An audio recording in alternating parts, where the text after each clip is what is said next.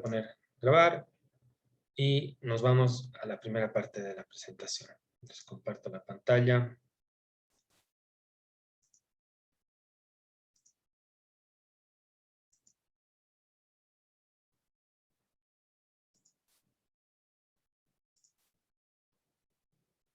Se puede ver, ¿no? Sí, aquí. Okay. Sí, aquí. Paisajes inevitables o la insoportable levedad del territorio. Esta es una versión de una novela de Milan Kundera, La insoportable levedad del ser, pero aquí hemos eliminado al ser y lo hemos vuelto territorio, como para comprender un poco de qué manera esto puede convertirse en algo interesante. Y paisajes inevitables porque lo vamos a entender a medida que avance, pero tiene que ver con la idea de que el paisaje como noción y como construcción de denominativo, de palabra, así de significado y de signo, ha habilitado una forma de pensar con relación a la naturaleza que pareciera que necesita una revisión en este siglo XXI si es que queremos salvar al planeta de una muerte que pareciera inevitable. Por eso, paisajes inevitables. Y parto con esta serie de imágenes que van a explicar por qué el fondo gris oscuro, medio petróleo que tiene esta presentación.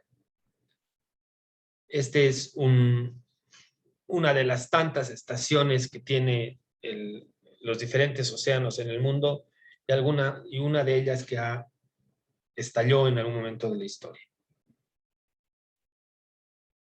Otra estación de extracción petrolera que se incendia en el medio del océano. Y esta otra que sacudió las noticias hace unos meses atrás, donde unos tubos de extracción de gas se incendiaron y por primera vez en la historia probablemente tenías un hoyo de fuego quemándose en el agua. Cosa muy extraña. Es decir, aquí podemos entender, son estructuras las que están estallando y el fuego está levantado como que encima de estas estructuras. Acá lo increíble era esa idea de un abismo rojizo evaporando el océano. En un zoom se ve esta imagen y para recurrir a la cultura popular, ahí lo tenemos a Sauron observando el declive de las máquinas que bombean petróleo del centro de la Tierra. Acciones en el paisaje. A raíz de estas imágenes que abren esta presentación, les voy a mostrar un par de trabajos, algunos del mundo del arte internacional y otros del mundo del arte en Bolivia. Este es de Olafur Eliasson. Algunos de ustedes ya conocen este trabajo.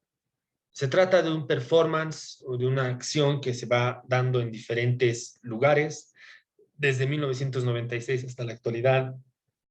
Olafur Eliasson ha estado tiñendo con un químico que no es dañino los diferentes ríos y diferentes masas acuáticas en diferentes lugares del mundo.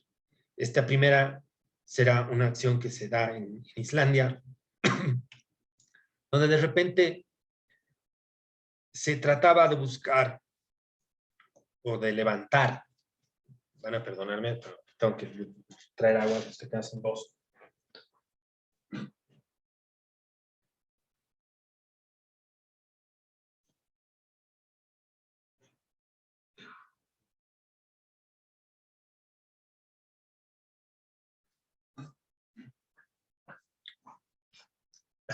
Ya, estaba quedando sin voz. Ok.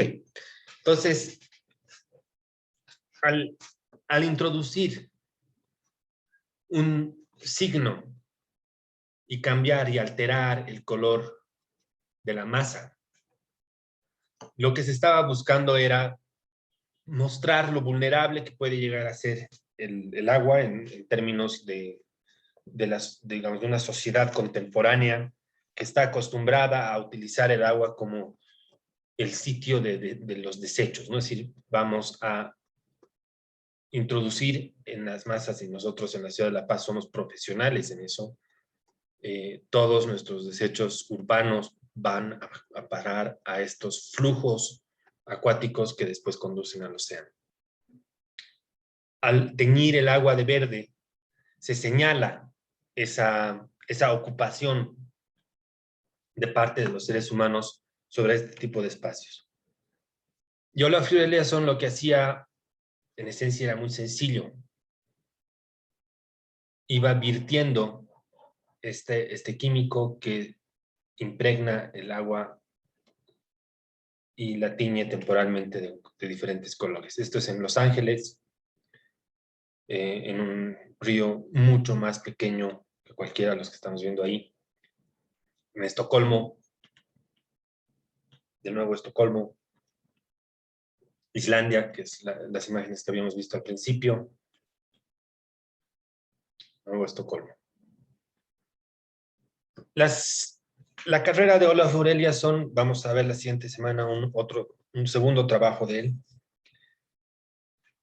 alterna constantemente entre cómo llevo yo naturaleza a la sala de exposición y cómo llevo arte al espacio público y al paisaje. Y en esa lógica es que mueve buena parte de sus contenidos. Ha significado, este tipo de acciones han significado algo muy importante en el desarrollo de un arte que esté hablando de las transformaciones geoecológicas o ecológico-políticas del mundo en esa transición de los años 90 a los 2000 y después, posteriormente, a estos primeros 20 años del siglo XXI.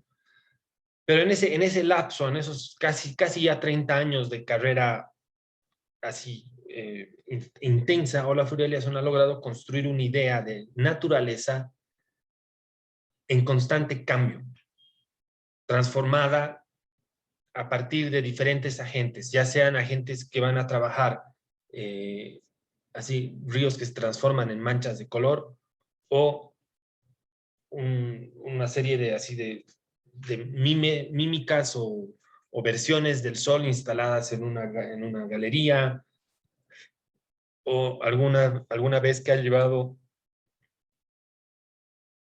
grandes cantidades de tierra al espacio del museo para generar ahí adentro paisajes ficticios o ficciones de paisaje que nos están de alguna manera adelantando a lo que podría suceder de aquí a 300 años cuando ya no tengamos paisajes reales a los cuales recurrir.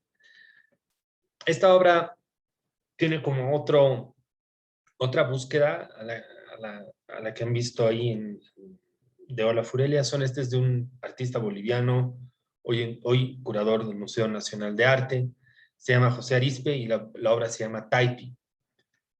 Que en esencia buscaba establecer dos cosas: la relación que podía darse entre el tiempo circular o la interpretación de la temporalidad a partir de esta idea de lo circular en el tiempo, muy propia de la cosmovisión andina, y la idea de dos sujetos, probablemente uno, y así al menos lo he estado interpretando yo en un texto que estoy escribiendo sobre arte contemporáneo boliviano, uno tratando de amarrar el tiempo bajo una mirada y bajo un paradigma, y esta otra persona que va desatando los nudos y que va desatando eso que has construido en una acción cíclica de atar y desatar, muy propia de Sísifo. Vamos a ver brevemente el video.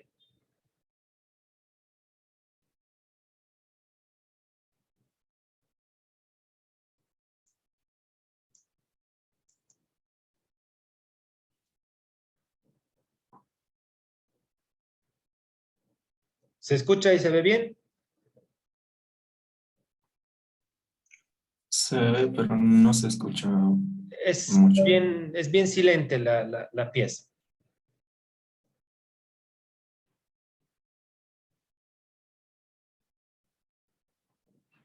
El video ha sido filmado en la cumbre, en las afueras de la ciudad de La Paz,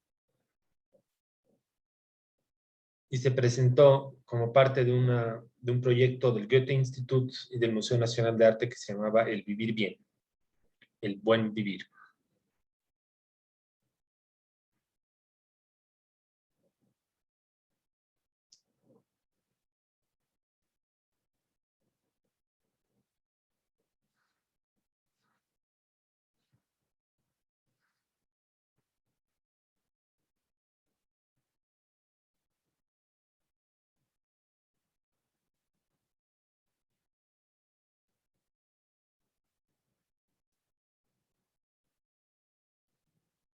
Acá la cuerda agarraba una simbología especial como parte de esta cuestión manual de atar las cosas, de casi como que establecer trenzas o de peinar tal vez la realidad.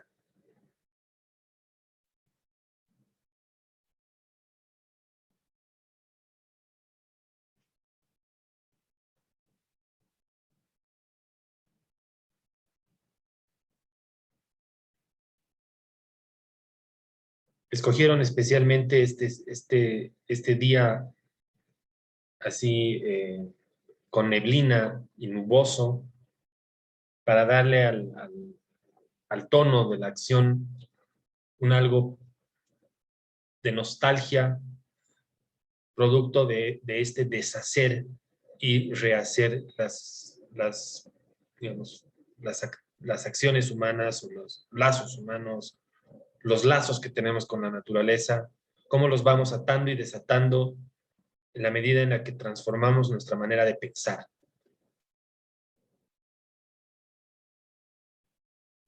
Probablemente también nuestra manera de sentir las cosas.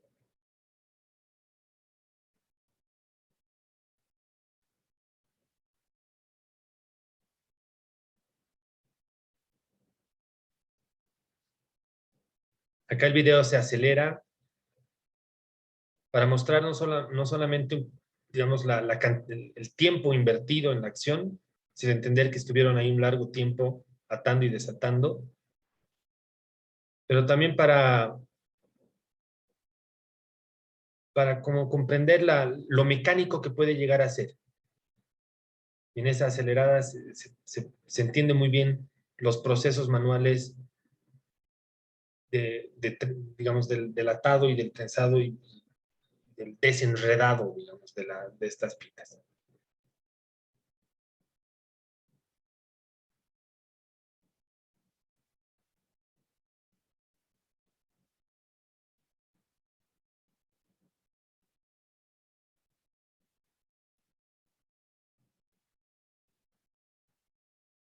Evidentemente, la deformación del territorio abarcado en el video.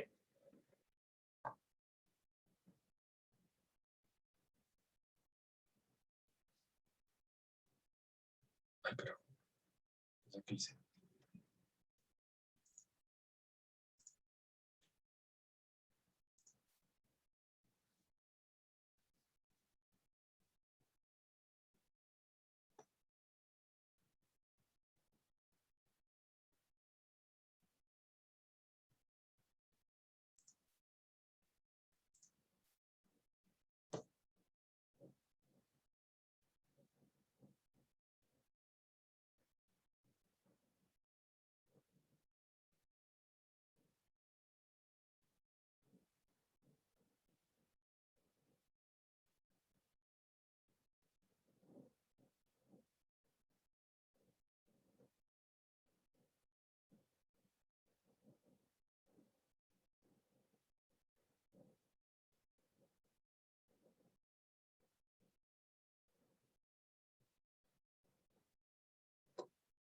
José Arizpe también es bailarín, se ha formado en la danza y es cineasta, además de artista visual.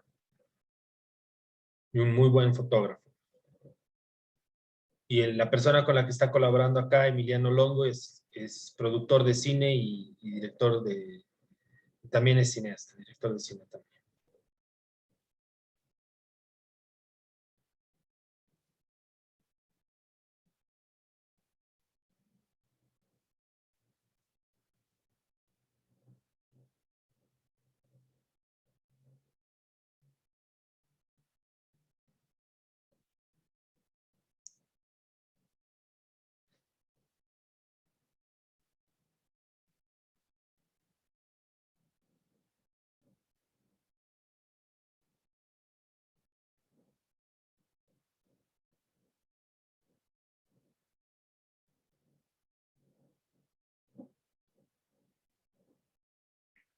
La acción se muestra en loop en el Museo Nacional de Arte, como indicando que esto podría dar y suceder de manera atemporal durante años, y estas dos figuras eternizadas en sus roles, como si estuvieran castigadas en el infierno a atar y desatar la misma pita durante toda la eternidad.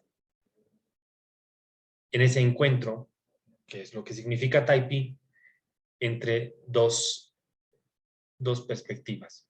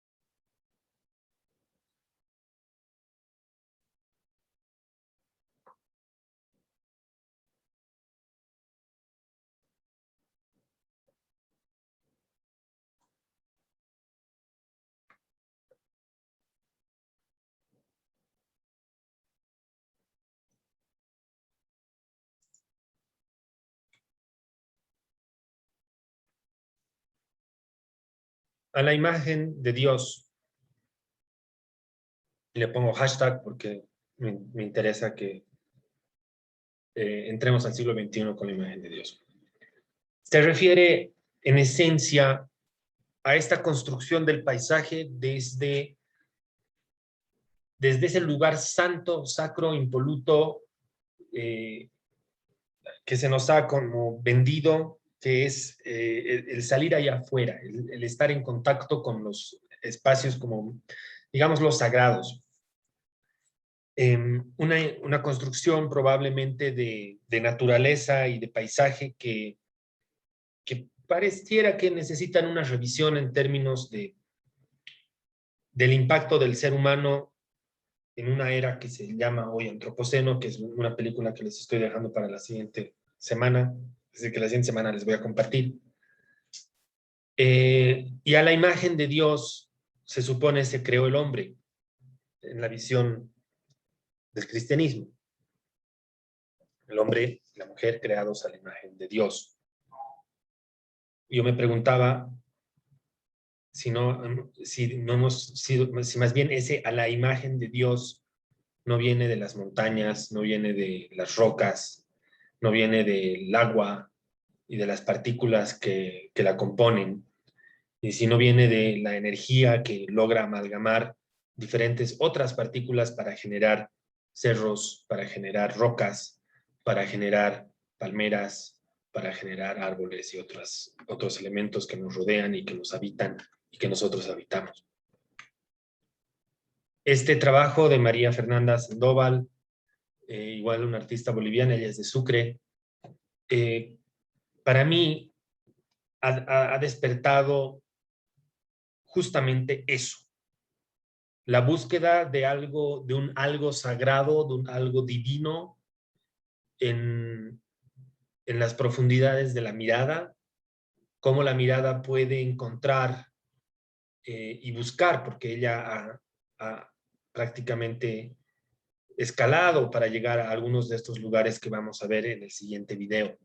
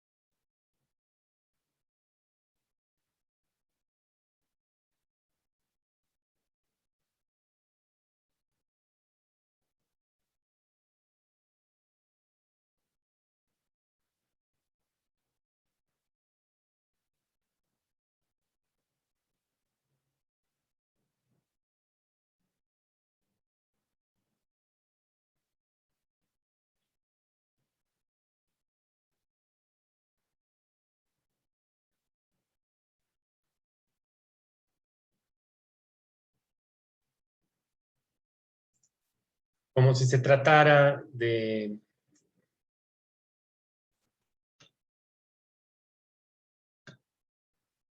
así, de unos velos peinados por el viento. El agua se transforma temporalmente en, creo yo, azúcar, filtrada en un cernidor que no es otra cosa que la montaña misma en las bases del Illimani. Este video realmente con toda su sencillez y simplitud, junto a otros 4, ahorita vamos a ver este segundo, que narra la transformación del agua y cómo los seres humanos la canalizamos. Es un poquito más largo, pero igual de hermoso. Ella llega ahí al amanecer, después de haber ascendido a este sitio y caminar.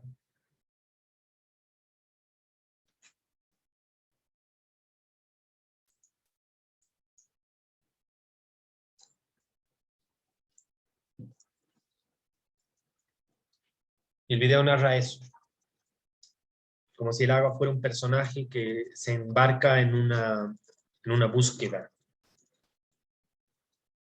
y que tiene que ver con cómo los seres humanos manipulamos este terreno y generamos ideas de arquitectura a partir de la manipulación del agua en diferentes canales.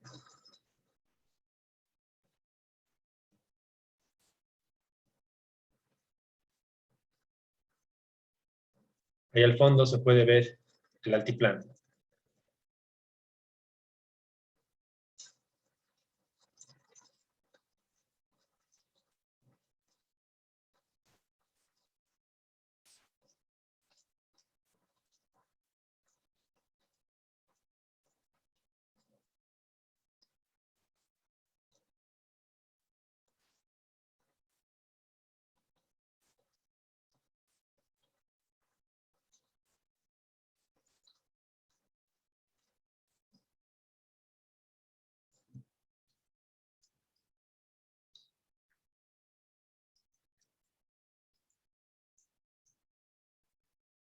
Las tomas parecen casi fotografías donde pequeños elementos son los que nos indican que no se trata de una foto, y que es el agua que se está moviendo y otra agua que está congelada.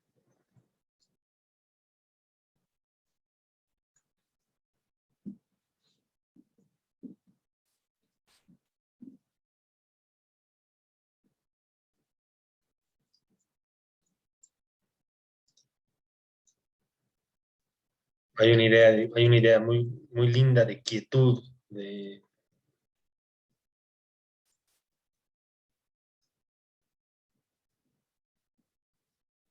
como si estuvieras estancado en el tiempo.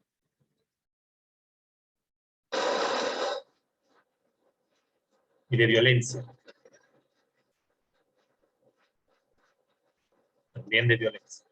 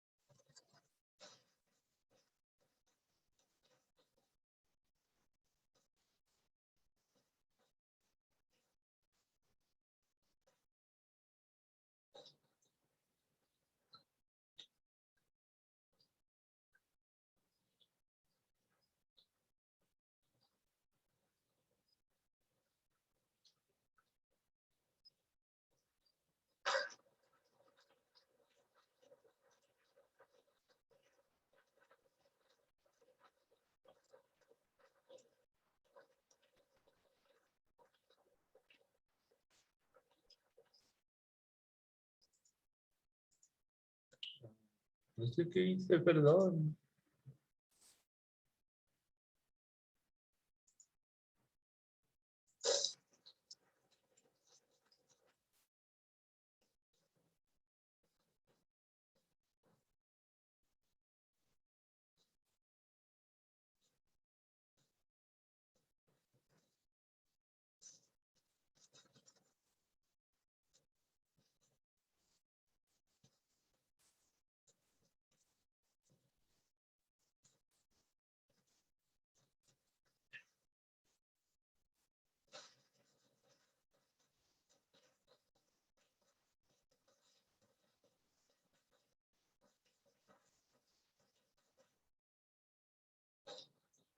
Ah,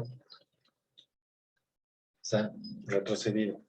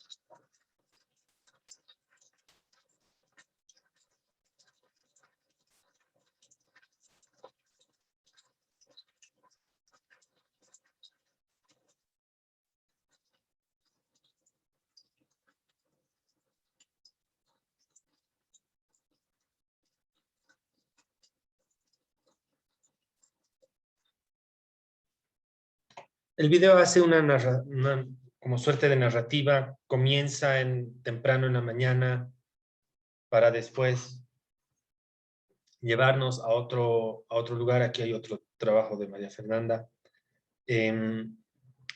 Para mostrarnos además esa escena final en la que el agua llega a esta lavandería y ves la lavandería llena de basura.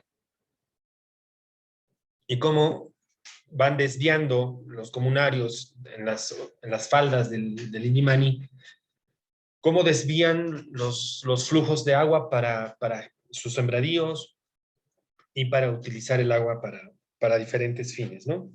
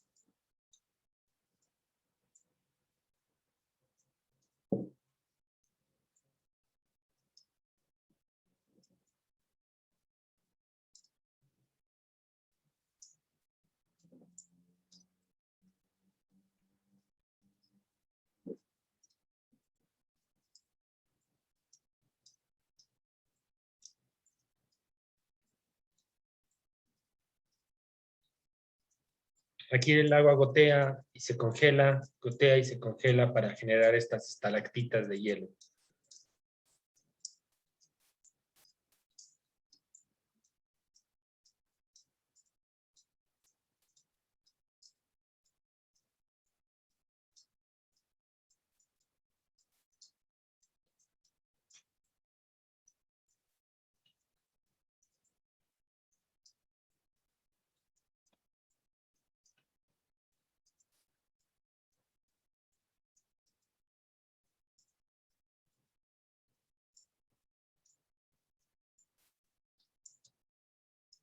Te lleva a un estado de meditación absoluto.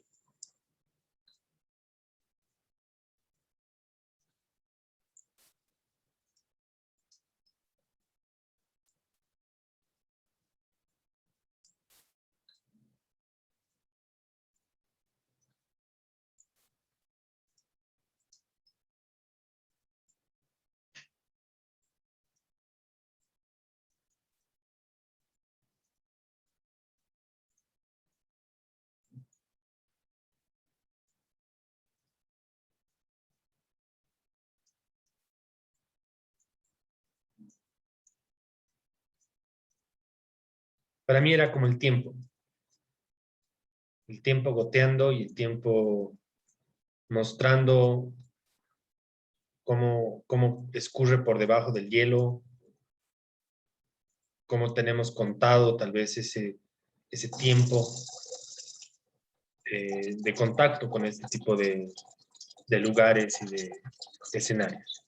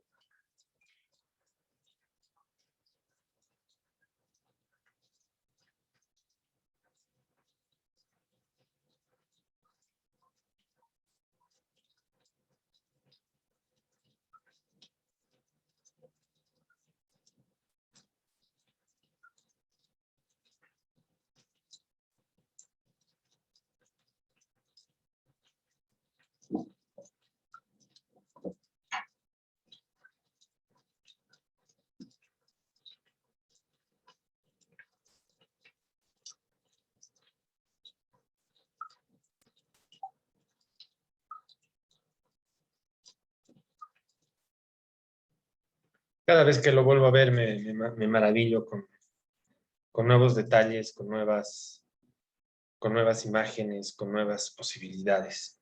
Creo que les propongo hacer ahorita una pausa antes de ver el documental de Anwar Elías.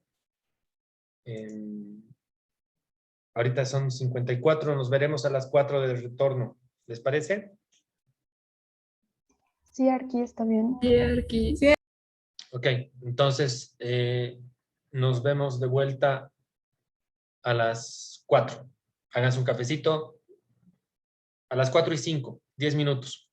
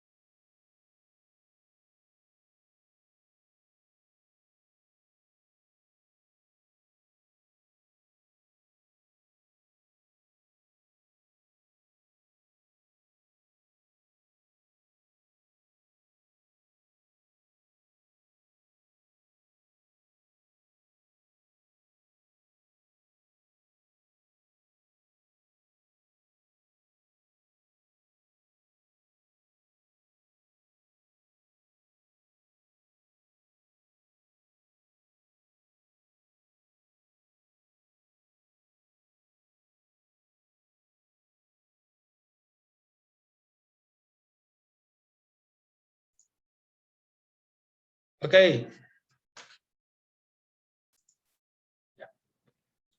Lo interesante de esto es que de repente el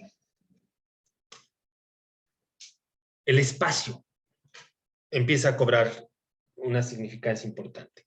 Y estos dibujos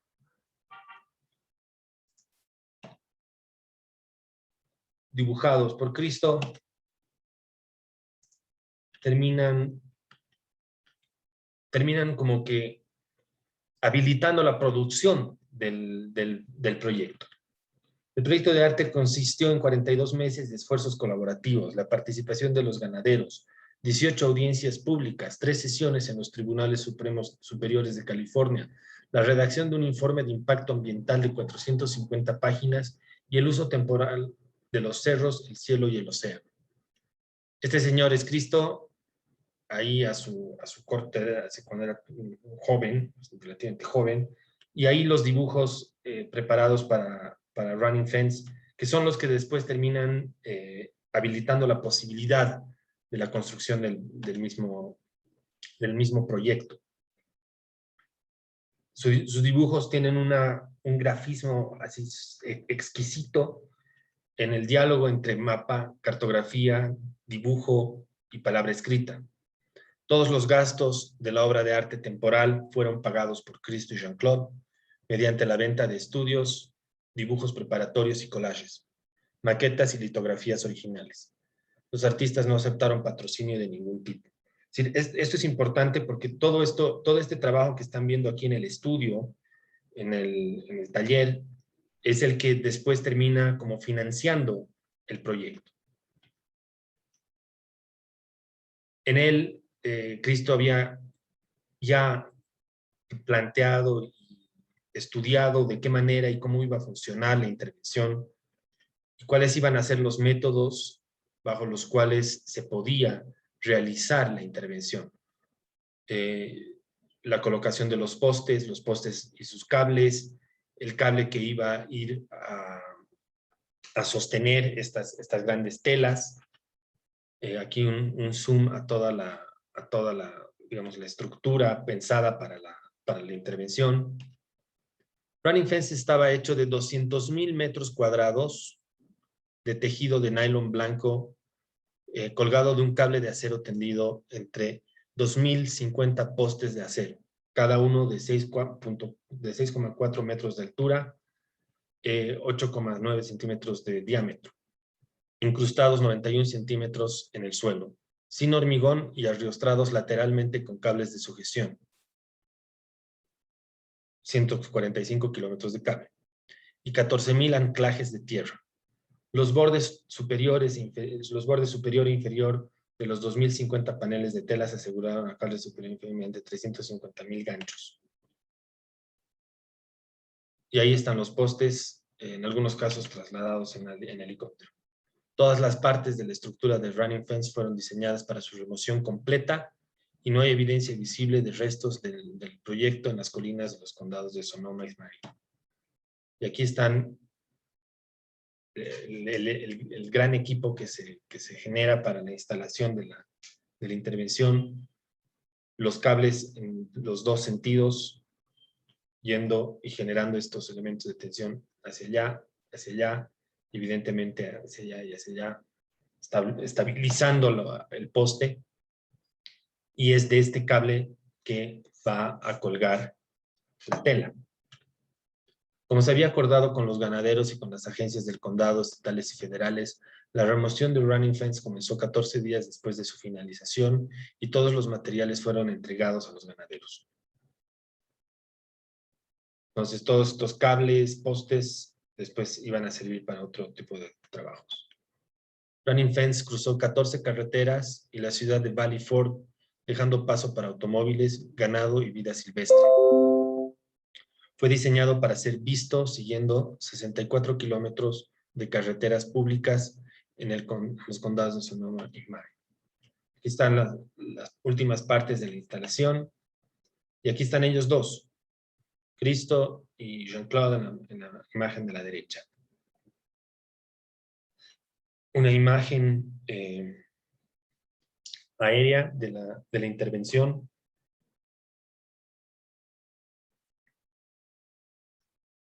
y esta comprensión absoluta del terreno lograda a partir de una línea blanca que la cruza.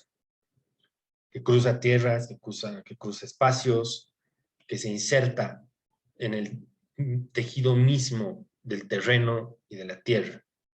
Aquí se pueden entender bien los métodos bajo los cuales se ha anclado la estructura a la tela y cómo la tela tenía además unos refuerzos laterales aquí para contrarrestar el empuje lateral que el viento en algunos momentos podía producir, ya sea en este caso de la fotografía en este sentido, o en algunos casos el viento cambia y virará todo para el otro lado. Hay un grado de una poética tan fuerte en este trabajo que se convierte, yo creo que en si no es la obra bandera, pero es una de las obras más importantes de este gran artista y de este gran pensador del paisaje, del land art, pero del land art no solamente como un objeto de interés visual, sino como un suceso que está mostrando las relaciones que puedan haber en la geopolítica. La idea de un límite y la separación de la tierra y la separación del terreno y el territorio eran una preocupación para este artista que estaba constantemente preocupado por la democracia y sus efectos. Eventualmente, el proyecto llega al océano y se entierra, por así decirlo, en el mar, en un gesto de absoluta poesía. La frontera se diluye en esta roca.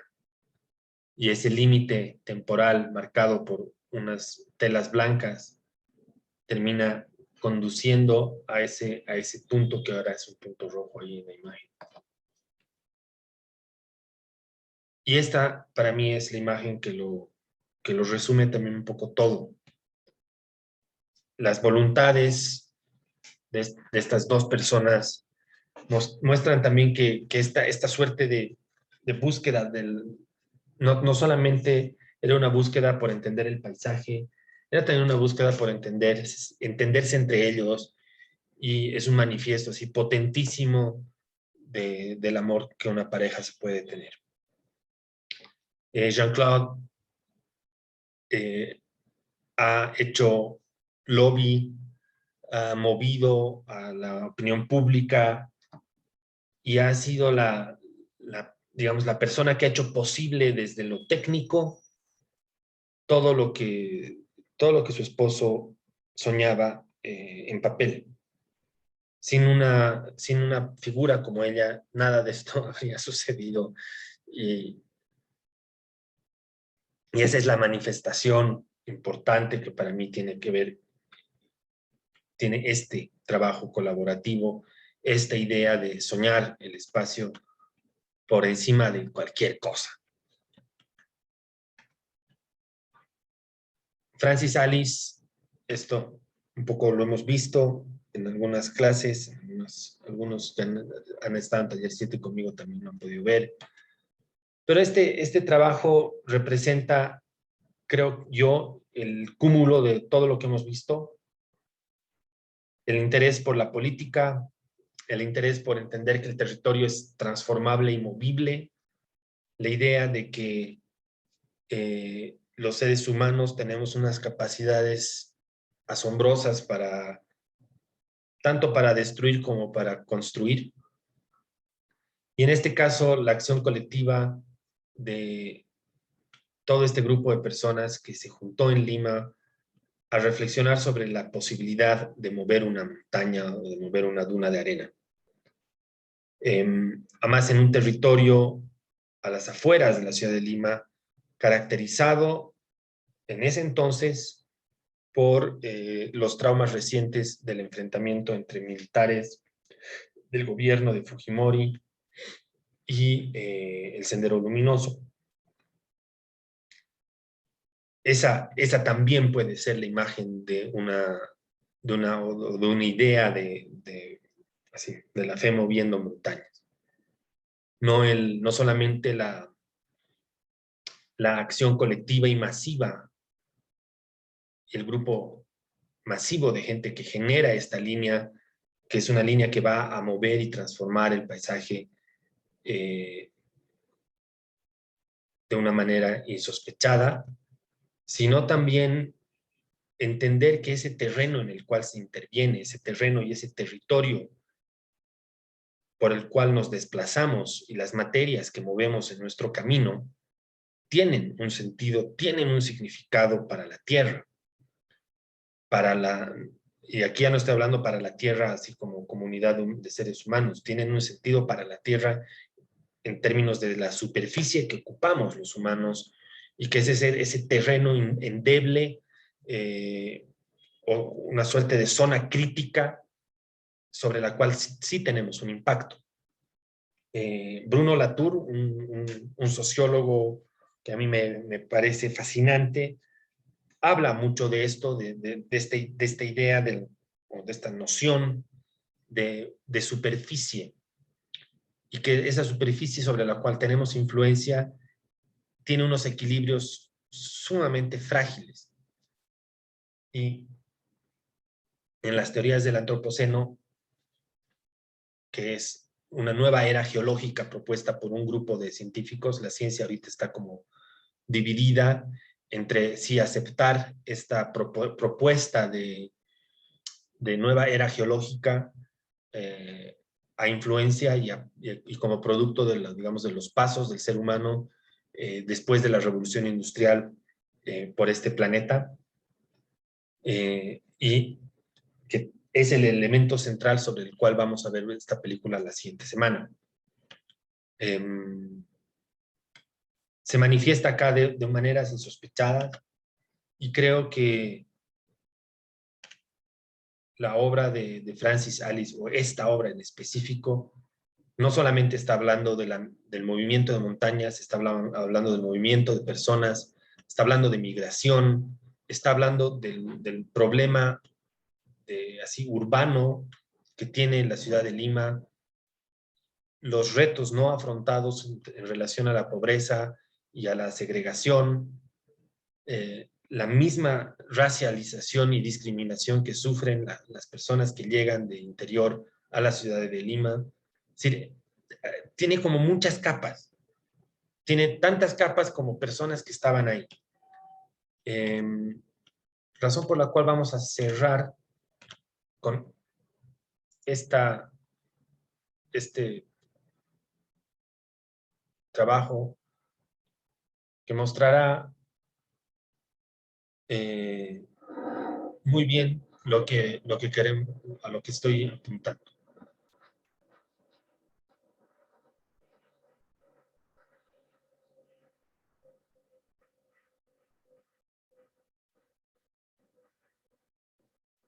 Está demasiado alto.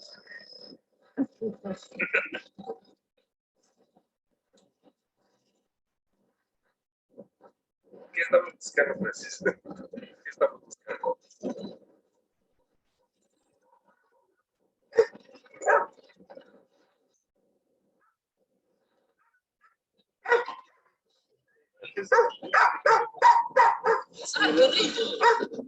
¡Ah!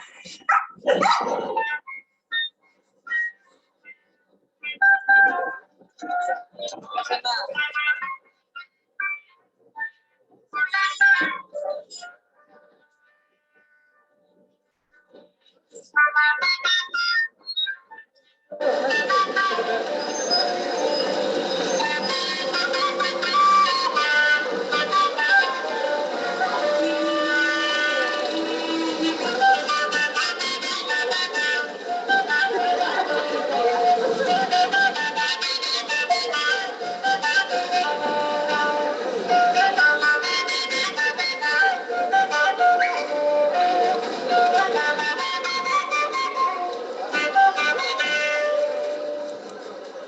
Estábamos en el centro de estudiantes con unos amigos y de pronto aparecieron por la escalera un mexicano, un belga, y un profesor de aquí de la facultad,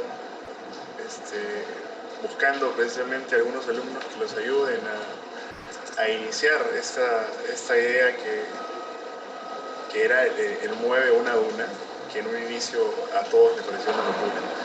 Pucha, caramba, esa gente viene acá, pierde el tiempo, viene acá a hacer sus vainas, que no hay dunas en México, no.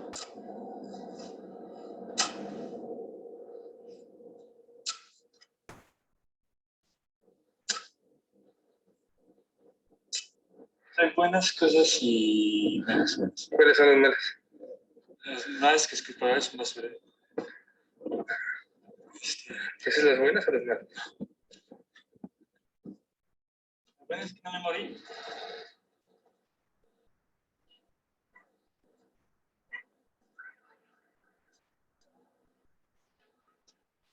Lo que vamos a hacer es en realidad muy sencillo.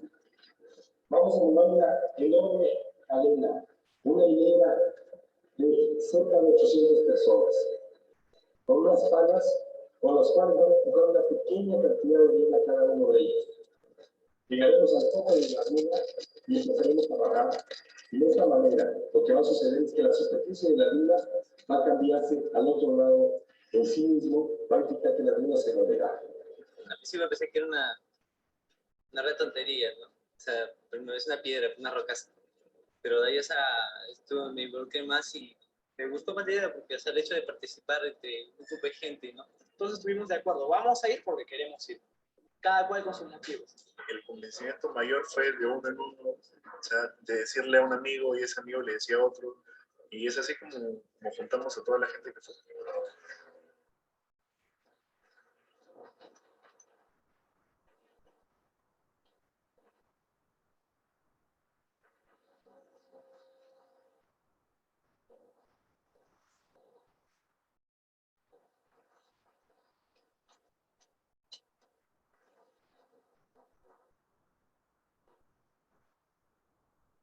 Cuando llegamos, estuvimos casi en medio de todavía un pueblo joven, me extrañó y dije, bueno, y de ahí cuando subimos la loma, llegamos a la parte de atrás y empezamos a subir, más cuando, o sea, cuando llegamos a la parte de arriba y empezamos a bajar, presté atención más a las casas, ¿no? A la gente que vivía ahí. No sé, me dio un poco de, no lástima, por lo menos me dio que pensar.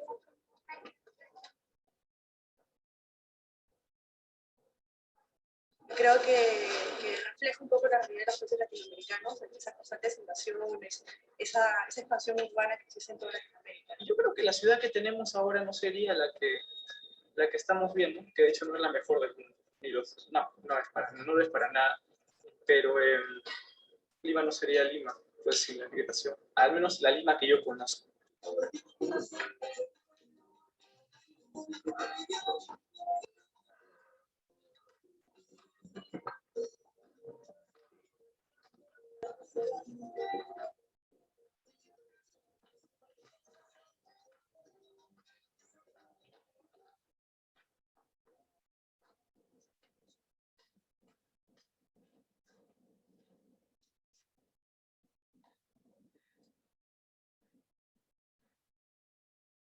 O sea, arte es todo tipo de expresión y manifestación, ¿no? O sea, que involucre sentimiento social. O sea, no creo en el arte que sea, o sea, el arte por el arte me parece que no, para mí no es. O sea, siempre el arte como otra expresión de ese reflejo de una sociedad, ese reflejo de un momento en la sociedad.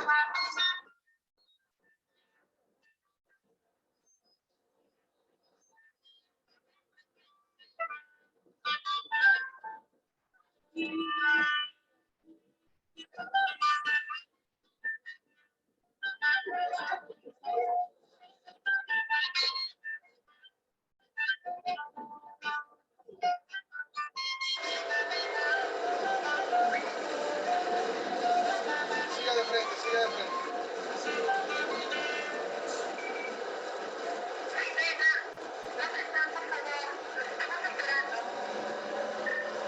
Vamos a la fiesta. Es aquí. Aquí. Exactamente aquí donde es aquí. Está el policía.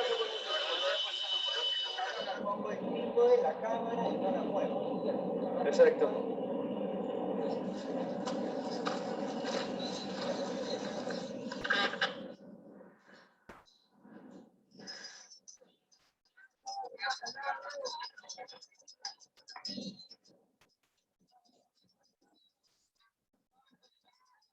Fernando, estás perfecto ahí. El día anterior me pareció muy grande cuando fuimos a probar las palas, porque éramos 10 personas las que estábamos ahí.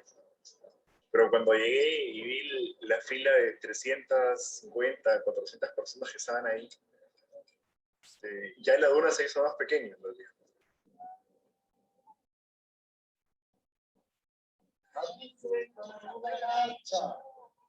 Mantenga la línea. Vamos a caminar aprendiendo a mantener una sola línea. Me parecía extraño que pretendieran hacer que una línea recta avanzara alrededor de un cono. Pero un grupo humano, partiendo de su fe, puede proponerse hacer algo que, bueno, a los ojos de cualquiera resulta muy imposible, pues. Algo absurdo. Algo que sale por completo de lo racional, digámoslo así. Cuando uno se ha metido en una empresa para hacer algo y hay que acabarlo. Ese día, cuando participamos, fue un suplicio porque estaba el sol, el calor.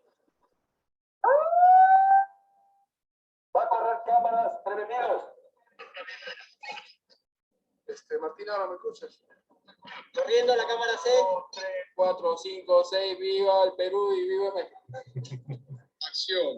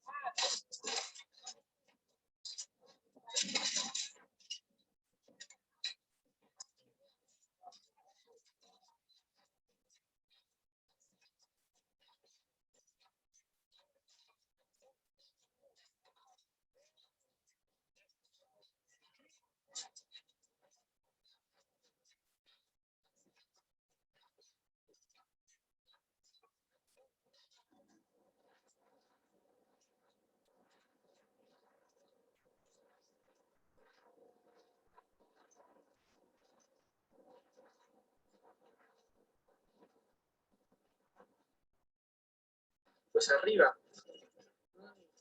se contemplaba toda la inmensidad, sentía uno en la cúspide, ¿no? Después de haber hecho un gran esfuerzo, de haber tenido ahí toda la arena escribiéndote arriba. Y Para la próxima. de haber resultado hasta llegar hasta allá, pues se sentía realmente bien.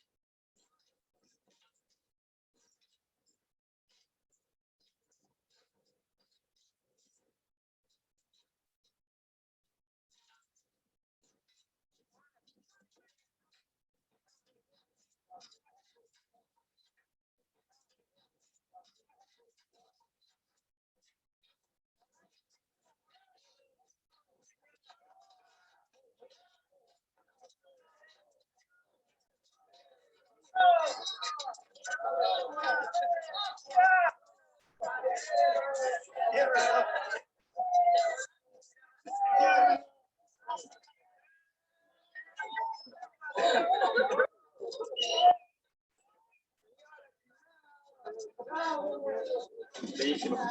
Gracias.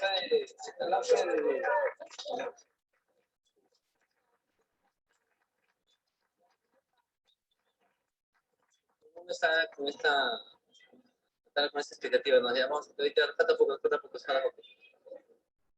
O sea que cuando tú ya comienzas a terminar, incluso la última parte, cuando dijeron terminen de rapear, haga con más fuerza, entonces incluyéndome hasta empezar a rapear con mucho más fuerza. O sea, ya casi para terminar ya. Y todo el mundo empezó a gritar esa parte se perdió, me parece, en la toma, no se vio.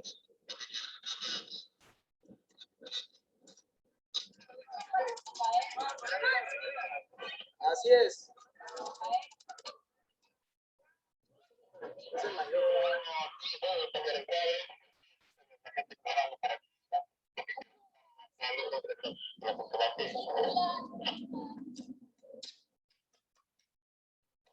Gracias. En realidad, la gente que ha participado está muy comprometida con el hecho. Y el hecho de que haya sido de una dimensión tan grande va a hacer que esto salga de una anécdota en otra y que sea como una tradición de cuentos que se le van a contar unos a otros. Y los que están ahora en la universidad se lo contarán a los que recién van a ingresar. Y así se va a crear la memoria, en realidad, de un evento que duró un día y que perdurará, pues, quién sabe cuánto tiempo.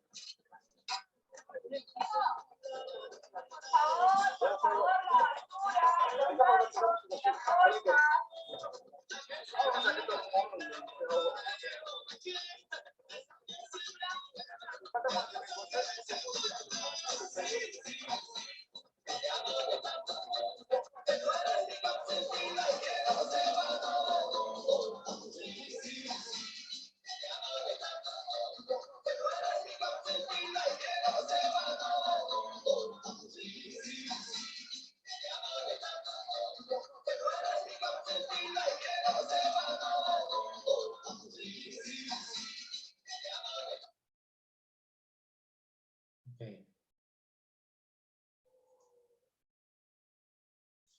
Con eso damos por finalizado la clase de hoy.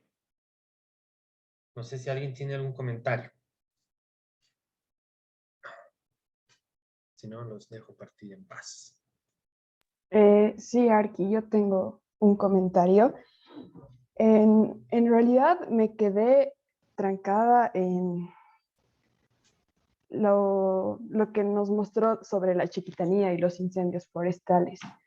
¿Ya? ¿Quieres Porque, que vuelva ahí o estamos... o ¿hay alguna no. imagen específica que quieres, a la que quieres que vuelva? No, realmente, o sea, más era como comentar esta impotencia, por más de que sí han habido voces que se han levantado y todo, sin embargo, creo que por la realidad política y esta voluntad, esta voluntad política que no existe, porque en realidad hay leyes incendiarias y también hay estos incentivos o perdonazos que hacen que las voces de estas personas se quiebren. Sí. Y en cierta forma también se relaciona, y yo lo relacioné con el mini documental que Guaya, porque hay esta relación en el sentido de que hay comunidades indígenas por estos incendios que se van a perder y que seguro que ya se han perdido porque la gente migra, ¿no? Para buscar estabilidad en cierto sentido. Y ahí también me puse a pensar en este concepto de, bueno, el Estado plurinacional de Bolivia se creó, bueno, este concepto de Estado plurinacional se creó a partir del respeto a las preexistencias de las naciones y pueblos indígenas. Entonces, ¿dónde queda este discurso si en realidad en la actualidad ya se está perdiendo esta pluralidad poco a poco?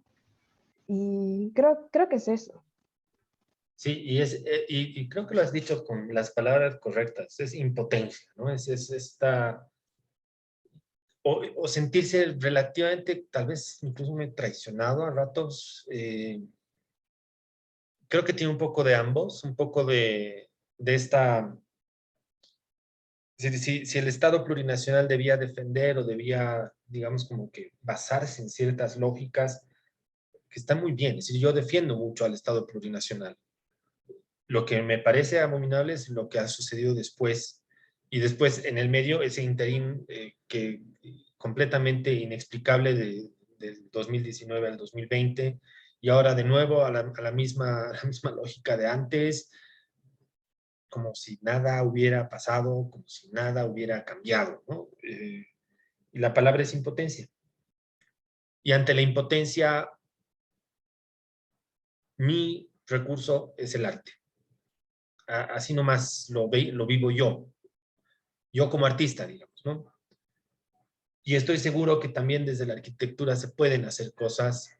La siguiente semana les voy a mostrar un par de trabajos. Hay uno en específico que me parece elemental desde unas arquitecturas un poco más ligadas al activismo o ligadas a la recuperación de cierta noción de imagen. Y lo que dices es completamente cierto. Hay un montón de grupos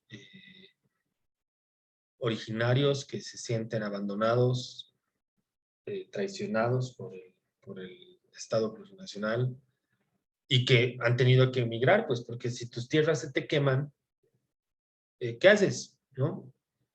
Y no solamente ya grupos humanos, también grupos, así un montón de animales que ahora han tenido que, digamos, relocalizarse, han migrado a otras zonas y que ahora deben estar como que debatiendo por comida, porque de repente en vez de tener una población de, digamos, 5,000, tienes una población de 15,000 en algunos sectores digamos, de la arquitectura que nos han quemado, de animales que migraron.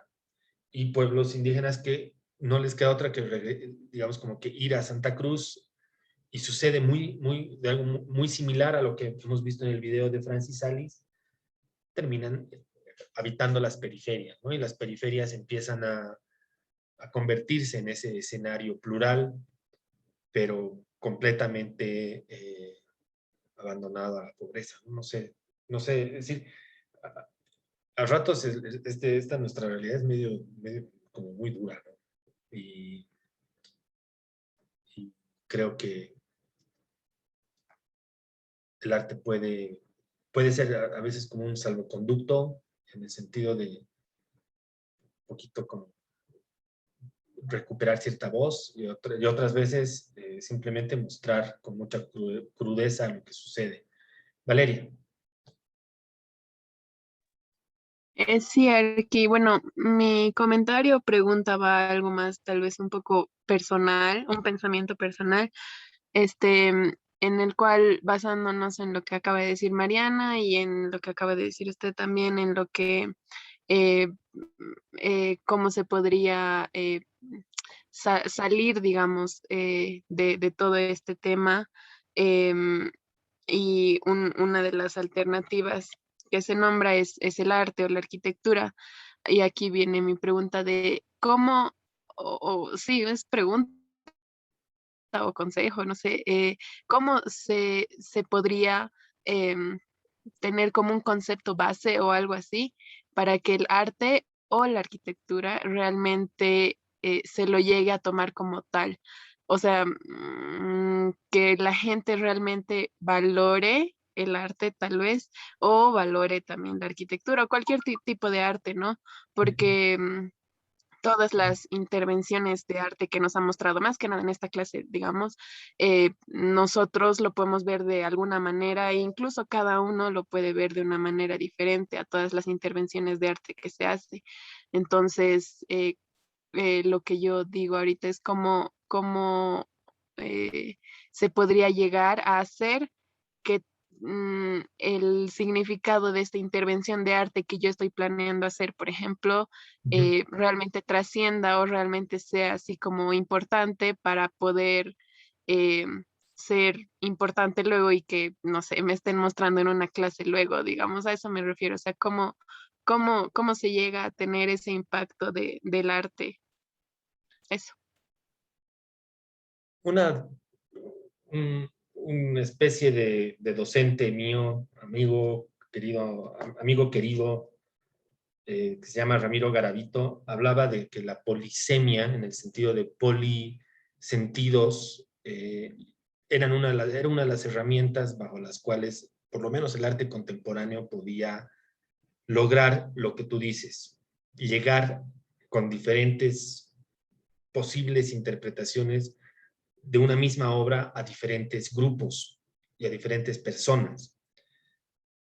Otro camino que se ha estado trabajando y se ha seguido mucho este tiempo es el de lograr que las instituciones que trabajan con arte puedan como que hacer educación, es un poco se llama mediación en la escena artística, que no es otra cosa que educación de público, es decir, que el público se empiece a enterar, que el público se empiece a interesar, y eso se da poco a poco. No se va a dar de la noche a la mañana, y eso es algo que las instituciones tienen que empezar a hacer: generar folletos, generar videos, generar entrevistas, y definitivamente salir un poco del museo mismo y llegar a los barrios. Y en cuanto a cómo después que se muestre la obra de alguien, eso es más difícil, ¿no? Ahorita, mientras veíamos el documental de Francis Salis, yo pensaba las muchas conexiones que tienen esa obra con la que hemos visto de Cristo, Running Fence, donde de repente ese muro de tela se convierte en un muro de personas, igual blanca, igual delineando el terreno. Para mí la receta número 1 es ver, consumir, leer, mirar cine, interesarse, investigar. Esta idea de curiosidad y de a dónde, es decir, cuál es el motor que yo tengo para producir ideas, cuál es el motor que yo tengo para pensar, para sentir cosas, para conmoverme con algo. Ese mismo motor que a mí me conmueve probablemente puede ser el que me haga hacer algo que después conmueva a otra persona. Y creo que ahí está.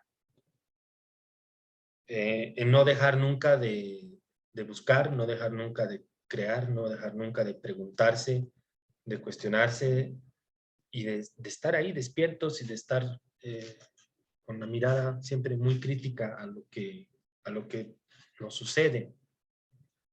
Y que la impotencia pueda también ser un canal, ¿no? Un canal importante de protesta, ¿sí? Porque cuando uno está ya impotente es como ese punto antes de que te sientas vencido, pero después de eso ya tocas base y ahí pueden salir las voces más airadas y las voces más contestatarias a todo esto que estamos viviendo y a todo, digamos, a todo este escenario complejo que nos toca reformular, ya sea que lo hagamos desde una arquitectura muy de activismo, desde una arquitectura que despierte el asombro, o desde una obra en palabra escrita.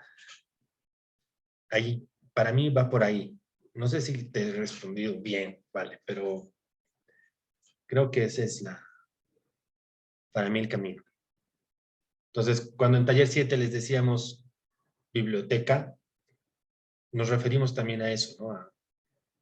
A ver cosas y interesarse por diferentes fenómenos que se nos congregan alrededor. Eso. No sé si lo he respondido bien, pero es lo que... Sí, aquí. No sé si alguien Sí, más está bien. Muchas gracias. quiere comentar algo.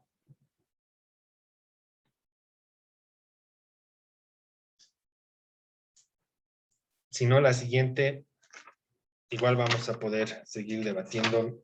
Me ha gustado que hoy día podamos hablar un poco sobre la película.